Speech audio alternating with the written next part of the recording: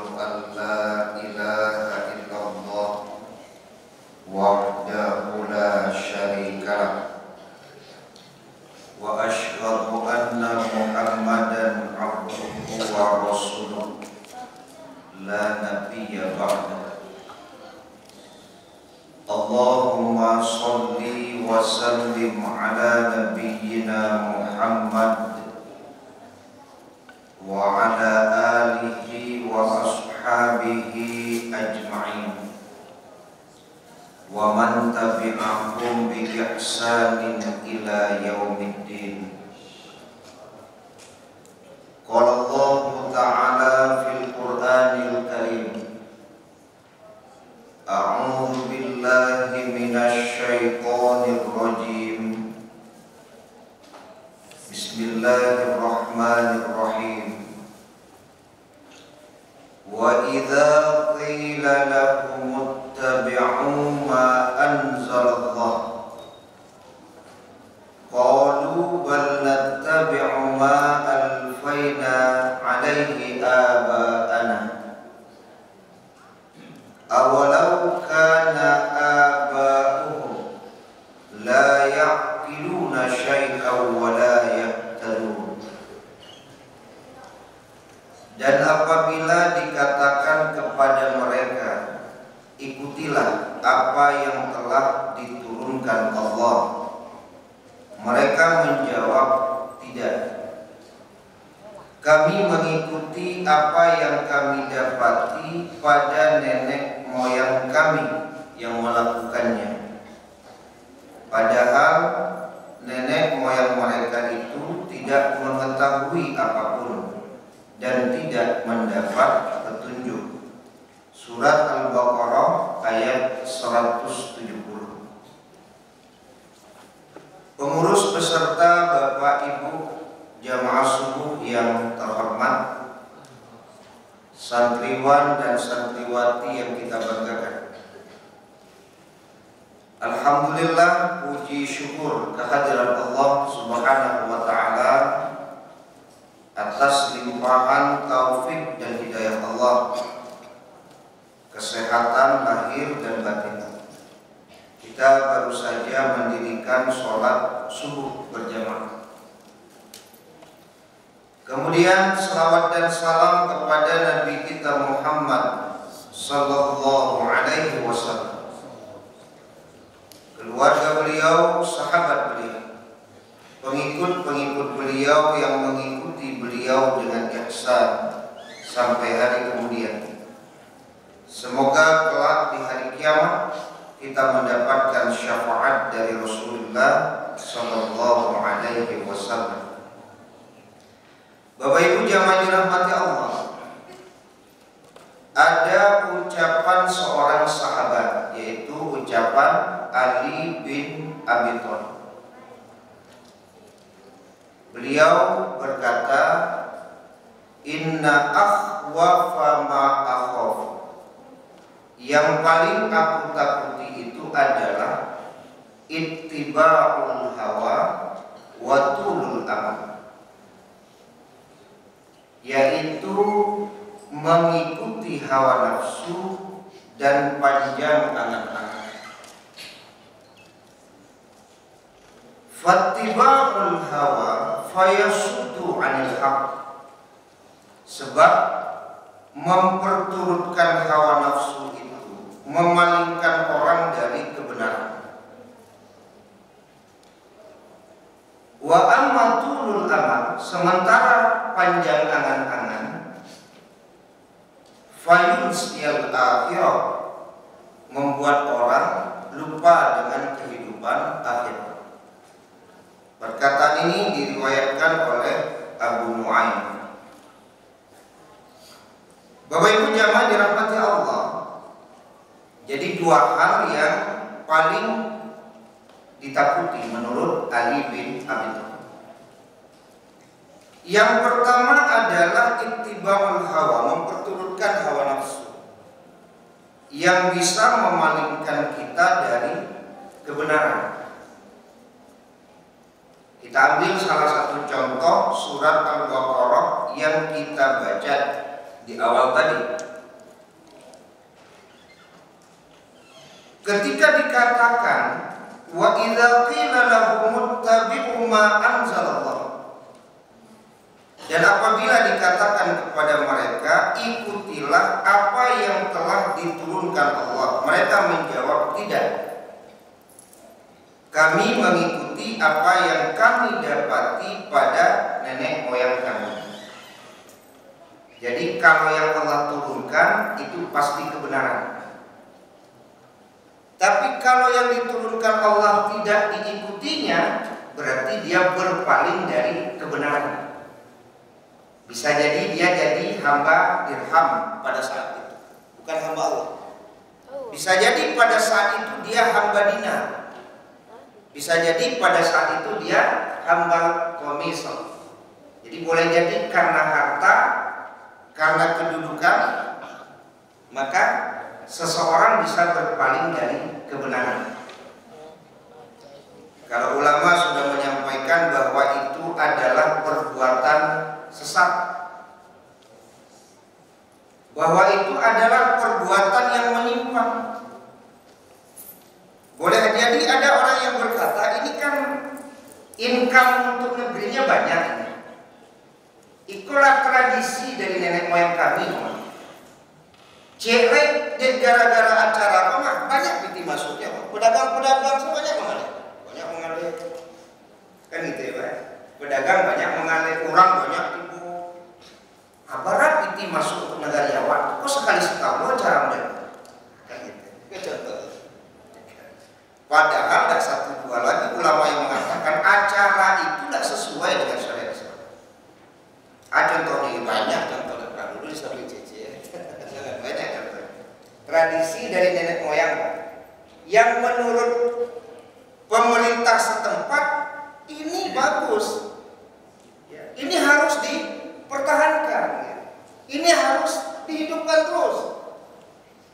Karena bahasanya tadi tidak lagi menjadi hamba Allah, tapi menjadi hamba dirham. Karena kalau sudah berbicara income, berbicara piti masuk, itulah hamba dirham. Tapi berpaling dari kebenaran. Sangat banyak contoh-contohnya. Nah itu tadi, ada namanya wisata religi. Wisata religi. Ya wisata religi mah, ya kalau pemahamannya benar nggak salah juga. Wisata religi. Baik, Bapak Ibu jangan dirahmati Allah. Ya sama lagi orang-orang Bakade, Pak. Orang-orang Bakade. Ada orang-orang yang berkedai, atau seandainya, aduh, yang memang tidak lagi menjadi hamba Allah, tapi menjadi hamba dirham, menjadi hamba dinar. Ketika mungkin di kadai, obatnya pasang yang nyoba dari kampung lewat. Hanya coba-coba di orang Santiang di kampung itu Pak, hanya baru buka kadai. Ya, kalau bahasanya sih saya kalau tidak model kuat, tidak tibu orang kata daerah. Kalau dari itu dipasang wajah, langan ada. Nah berarti kan pada saat itu dia jadi hamba dirham. Pada saat itu dia jadi hamba dinar, Pak, bukan hamba Allah. Karena sebenarnya dia tahu bahwa apa yang dilakukannya itu bisa masuk ke dalam perbuatan syirik. Ya. Tapi kan balik lagi. Ya, balik lagi karena dia memperturutkan hawa nafsu. Di saat memperturutkan hawa nafsu, maka dia dipalingkan dari kebenaran. Itu salah satu contoh. Jadi kalau kasus di Mandalika ke Batam mungkin masuk juga. Mandalika, cuma tidak di Mandalika, sama Jawa ada ibu. Itu kan Mandalika saya ibu. Ya sebab di Mandalika aku tidak menyuruh-nyuruh Pak tampak. Kalau Jawa kan lain menyuruh-nyuruh seketik. Dan hujan berhenti, dan pawang nggak nampak. Kalau di Mandalika itu nampak mana pawang berputar-putar.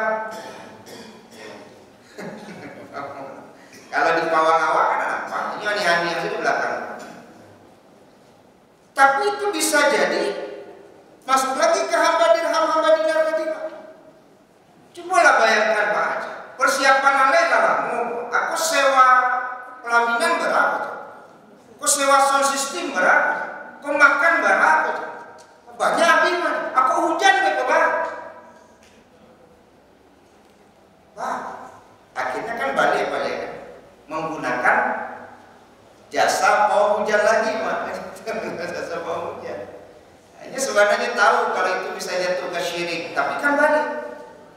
itu bahasanya adalah ittiba'ul hawa. Jadi memperturutkan hawa nafsu yang membuat orang kemudian berpaling dari kebenaran. Karena kan balik lagi dia jadi hamba dinar pada waktu itu. Dia jadi hamba dinar. Tidak sedikit orang yang menggunakan jasa pawang ini, Pak.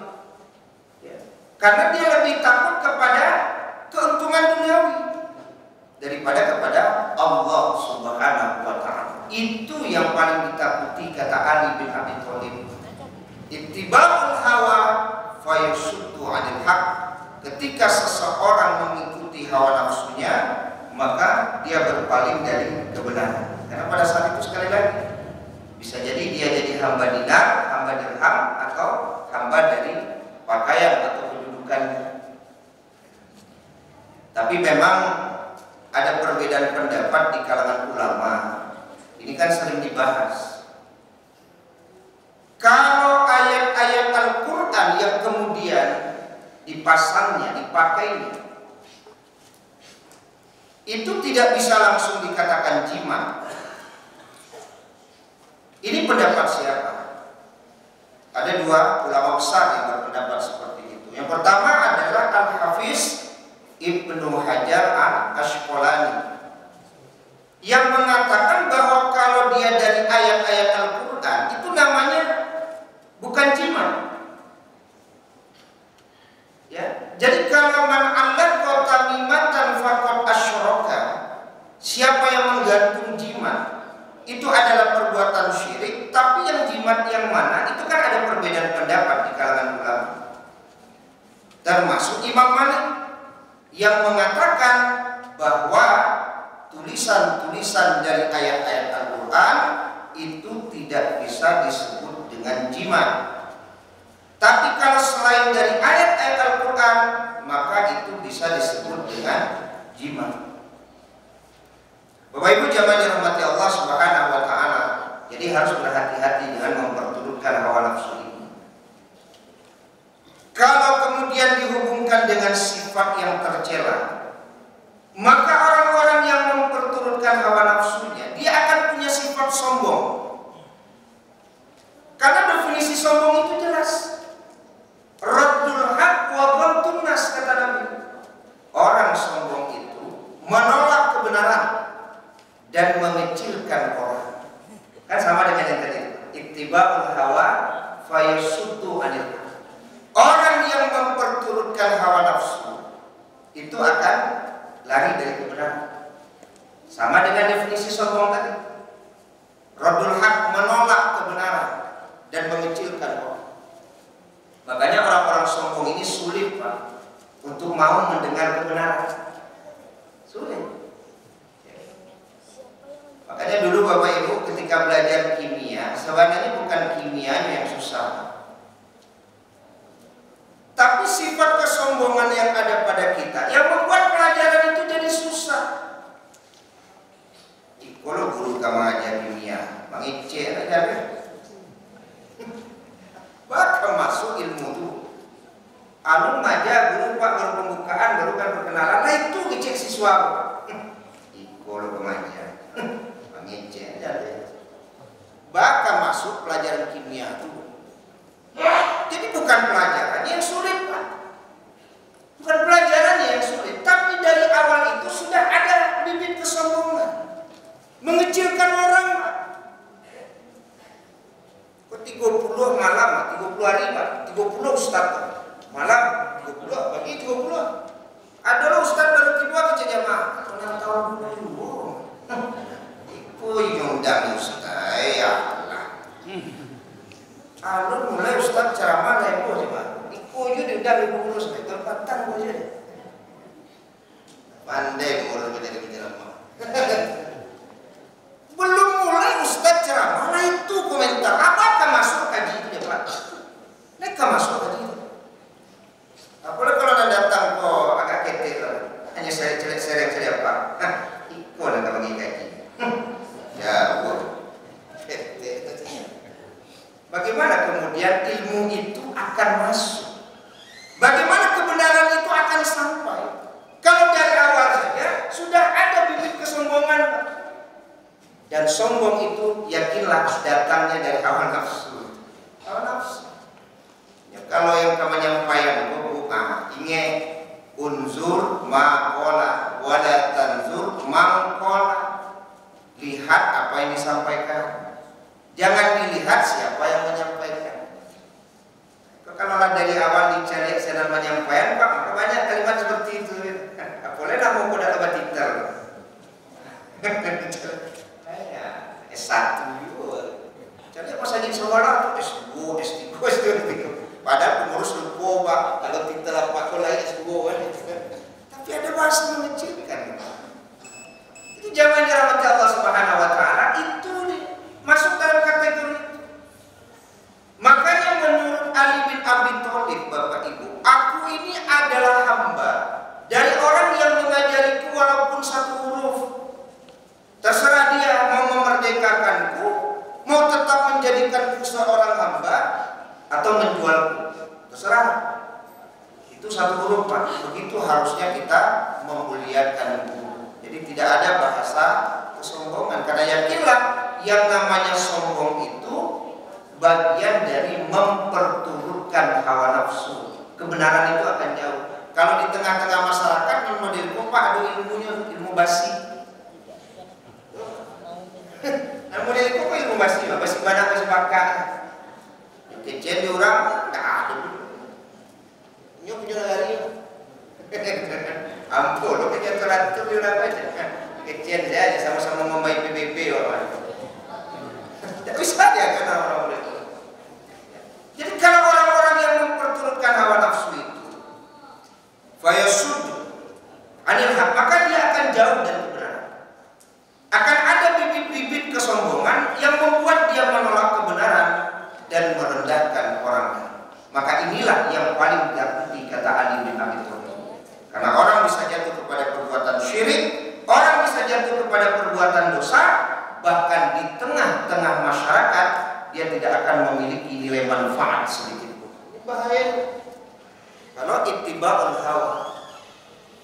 Nah, kemudian yang kedua menurut Ali bin Abi Thalib, yang ditakuti itu adalah tulul amal, panjang angan-angan. Sebab kalau panjang angan-angan itu fayunsial akhirat, orang bisa lupa terhadap akhirat. Ada memang tulul amal ini yang menurut ulama bisa dimaafkan. Contoh yang pernah kita sampaikan dulu Bapak Ibu, tiap malam Pak ini baniat untuk jago tahajud walaupun selama seminggu itu niat tarawih Pak, tadi jago-jago. Pokoknya pasang tapi kalau malam mau tahajud jago-jago. Seminggu itu saja pokoknya mau tahajud.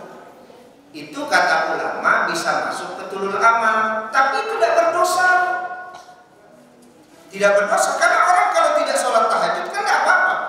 Boleh jadi dia punya amal-amal yang lain, punya sholat sunat duhanya, tidak ada masalah. Tapi kalau ibu-ibu yang punya hutang puasa, itu memang menurut ulama banyak masuk ke tulul amal karena berangan-angan terus. Bau tangawak atau miswa panjang, kowak miswa. Makanya menurut ulama, kenapa ibu-ibu hutangnya bertumpuk-tumpuk? Karena lalai dan tulul amal. Kalau seandainya dulu ketika punya hutang langsung dibayar, Pak, tidakkah bertumpuk model gini jadinya nunggu? Coba lah kalau dibayar langsung, dah hutang 2 hari pokoknya, karena yang 2 hari kan, iya. Hutang sampai hari, iya. Hutang 3 hari baik, di mana tak balik? Sabalik bulan dia Allah membayar nama riba, membayar 3 hari, dan 2 hari, tak ada balik.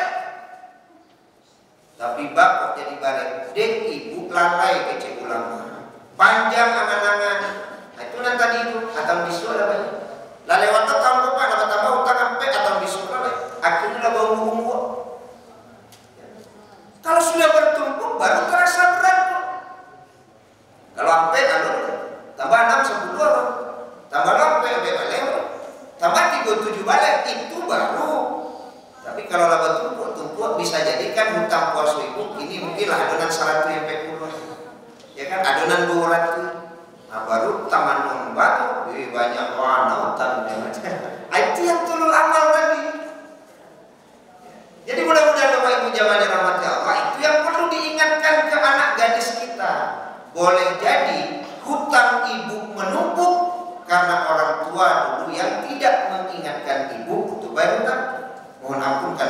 Allah ya atas kealpaan orang tua itu. Tapi hari ini ibu jangan alpa lagi, supaya anak-anak gadis kita kalau sudah seusia ibu besok tidak ada lagi hutang puasa yang banyak tuh Pak. Ambo alhamdulillah nih dek gaet lai tahui mengananam dulu ama wa lai tidak model hutang-hutang banyak selesai tuh. Karena ibunya rajin mengingatkan dia, ayo sama-sama sama mama bayar hutang. Tambah bapaknya Pak, saya puasa sunnah ya, mama sama anaknya kemudian berpuasa wajib membayar hutang. Maka tidak masuk dalam kategori tulul amal. Ya kalau ibu tinggalkan puasa itu kan berdosa itu. Satu saja puasa Ramadan ditinggalkan tanpa alasan yang dibenarkan secara syariat, 1 tahun pun dia berpuasa tidak akan mampu mengganti puasa yang 1 hari itu. Itu sehari, ibu tidak sehari itu 1 yang dilalui, bahkan ditinggal itu. Sampai mati di padian sultan itu dibawa sampai mati. Pendapat ulama itu masuk dalam kategori dosa besar.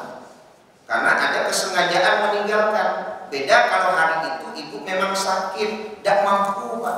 Kalau itu bukan tidak mampu, maka itu yang disampaikan ulama, bertumpuk-tumpuknya hutang perempuan hari ini boleh jadi karena lalai dan panjang angan-angan. Sama juga dengan haji Pak. Ada orang haji kepiti memang tidak ada Pak. Ada orang yang berangkat haji memang tidak memungkinkan badannya untuk pergi Pak. Tapi ada orang yang tidak payah haji kok karena tulul amal. Daftar lah, habis itu daftar lah, tunggu, daftar lah, suatu lah, hidup kasabanta, bisu, tunggu tahun bisu, akhirnya tidak jadi bayar. Maka Allah tentu akan mempertanyakan di saat sanggup, kenapa dia tidak berangkat haji? Yang ditanya itu kan pas sanggup. Kalau orang tidak sanggup, tidak bakalan ditanya. Sama dengan kurban. Awal tidak sanggup berkurban. Kemudian kalau seandainya ini dipertanggungjawabkan, tentu apa yang mau dijawab? Memang awal tidak sanggup pada waktu itu. Tapi di saat itu uang ada Pak, kemampuan ada, dan ikut berkurban. Itu yang disebut tulul amal. Lalai. Sama dengan haji. Kalau kini baru kemanyabik sakit, kini baru kemanyabik tidak mampu, kapatan apa kamar, bakok pas apa lagi sehat, pitih ado, kendaraan ado, baru nak berangkat ini. Itu akan dipertanyakan oleh Allah. Makanya ada dalam hadis, masa mudamu kemana kau habiskan. Jadi masa muda walaupun sudah lewat itu pasti ditanya oleh Allah. Termasuk di saat kita mampu berhaji, tapi saat itu dan juga berangkat haji. Menurut ulama ini pasti dipertanggungjawabkan kepada Allah. Kok ini dicalit? Saya menjawab Pak, modeliko kapaya mua agak susah. Kini itu iyo patang kemapa? Kan itu kata ulama. Bertobat kita kepada Allah Subhanahu Wa Taala. Kalau ternyata ini masuk dalam tulul amal.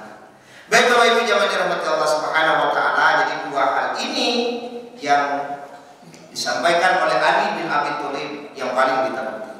Jadi yang pertama, memperturutkan hawa nafsu. Semoga dengan puasa Ramadan yang kita laksanakan mampu mengendalikan hawa nafsu kita ini, sehingga kita tidak berpaling dari kebenaran. Kemudian yang kedua adalah panjang angan-angan yang membuat orang lupa dari kehidupan akhirat. Mudah-mudahan sekali lagi kita tidak termasuk orang yang panjang angan-angan, tapi kita adalah orang yang senantiasa siap untuk membawa bekal ketika hidup di akhirat kelak.